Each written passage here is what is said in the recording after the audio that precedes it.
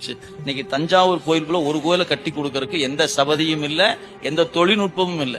எப்படிப்பட்ட ஒரு தொழில்நுட்பம்! மண்ணே கல்லே இல்லாத அந்த சோழ பிரதேசத்துல எங்கிருந்து கல்லை கொண்டு வந்தார்கள்? எப்படி கொண்டு வந்தாங்க? எப்படி வடிவமைத்தாங்க? இந்த கோயில்லாம் கட்டி கொண்டு அரசர் ஆட்சி புரிந்தாரா இல்ல கோயில் கட்டிக்கிட்டே இருந்தாரா? வரவங்க ஆட்சிகள்ல பூரா உட்கார்ந்துட்டு கோயில சாமி கும்பிட்டே இருந்துக்கே காலம் போயிருக்குமா, இல்ல ஆட்சி புரிந்தார்களா? பார்த்தா வரலாற்று எடுத்து படிச்சீங்கன்னா 1000 வருஷத்துக்கு முன்னாடி கட்டுக்க பெருவுடையார் கோயில கட்டி வச்சிருக்காங்க. யாருக்கு? இறைவனுக்கு கட்டி வச்சிருக்காங்க. தான் வாழ்வதற்கு ராசராசன் கட்ட தெரியாதா என்ன? இறைவனுக்கு இத்த பெரிய கோயில் கட்டின ராசராசனுக்கு தனக்கு ஒரு மாளிகை இது போல கட்டி கொள்ளணும்னு நினைச்சிருந்தா எத்தனை மாளிகை கட்டுவது? இப்ப நாமளே ஊருக்கு ஒரு வீடு கட்டி வைக்கலாம் நினைக்கிறோம். ஊட்டியில ஒண்ணு வாங்கி வைப்போம், கொடைக்கானல் ஒண்ணு வாங்கி வைப்போம். ஏன் கோடை காலம் வந்துச்சுன்னா போய் ஜாலியா இருந்துட்டு வரக்குதான் அப்படின்னு நினைக்கிறோமே.